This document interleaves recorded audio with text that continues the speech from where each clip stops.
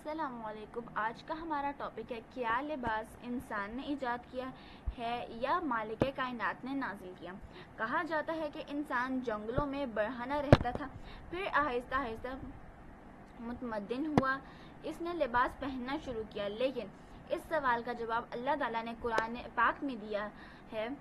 ترجمہ: اور اولاد آدم، ہم نے تم پر لباس نازل کیا ہے کہ تمہارے جسم کے قابل شرم حصوں کو ڈھکے اور تمہارے لیے جسم کی حفاظت اور زینت کا ذریعہ بھی ہو۔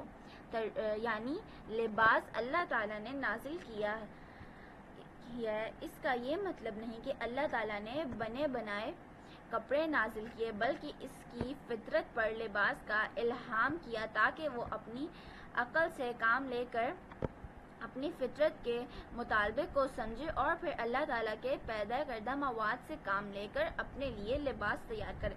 اللہ تعالیٰ نے دنیا میں پہلا انسان نبی بنا کر مبعوث فرمایا۔ حضرت آدم علیہ السلام پوری روشنی میں دنیا میں تشریف لائے، تقوی، حیا، فکر آخرت لے آئے اور کسی نہ کسی نوعیت کے لباس وہ اور ان کی اولاد زیب تن کرتے رہے۔ انسان جب جنگل میں رہتا تھا تو جنگل کے پتوں سے جسم ڈھانپتا تھا، پھر رفتہ رفتہ تمدنی ترقی ہو گئی اور لباس کی شکل بہتر ہوتی گئی۔ انسان نے کپڑے بنانا شروع کیے، ہاتھ کی کڑھائی بنائی، اونی کپڑے بنانے شروع ہوئے اور رفتہ رفتہ آج کپڑے کی قسموں کے لحاظ سے ہمیں عروج پر نظر آتے ہیں۔ یہ اور بات ہے کہ کپڑے کی بہتات ہیں، لیکن انسانوں کی اکثریت نیم برہنہ ہے۔ لباس انسان کی فطرت پر حیا، ضرورت اور طلب زینت کی صورت میں نازل ہوا اور ہر دور میں انسان کے اپنے وسائل اور میسر چیزوں سے اپنے جسم کو ڈھانپا، سوائے ان لوگوں کے جنہوں نے فطرت کو مسخ کیا اور شیطان کے راستے پر چل پڑے۔ یہ دنیا اللہ تعالیٰ نے وہ خالق و ملک ہے،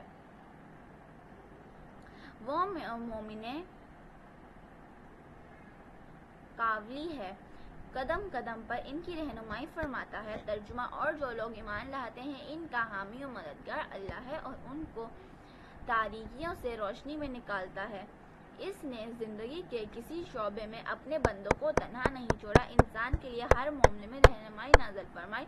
تقریباً 1,24,000 پیغمبر بھیجے جو بندوں کو اللہ کا پیغام پہنچاتے رہے اور نبی کریم صلی اللہ علیہ وآلہ وسلم کے ذریعے اسلام میں نظام حیات کی صورت میں ایک مکمل نظام زندگی نازل کیا، جس نے انسان کے کھانے پینے، تہذیب و لباس، شادی بیاہ، تجارت سے لے کر نظام حکومت و عدل تک ہر چیز واضح طور پر نازل کی، اور نبی کریم صلی اللہ علیہ وآلہ وسلم اور صحابہ کرام نے ان پر عمل کر کے ایک ایسا صالح پاکیزہ معاشرہ قائم کر کے دکھایا جس کی مثال اس کے بعد نہ دہرائی جا سکی۔ قرآن پاک میں اللہ تعالیٰ کی آخری کتاب ہے جس میں ہر شعبہ زندگی کے بارے میں واضح ہدایت ہے۔ ایک پاکیزہ معاشرہ کے قائم کے لیے شاعر نے 3 تدبیر اختیار کی۔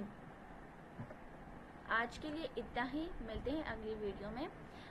اگر آپ کو کوئی ٹاپک سے ریلیٹڈ کوئی ویڈیو چاہیے تو آپ نیچے کمنٹس میں بتا سکتے ہیں۔ اللہ حافظ۔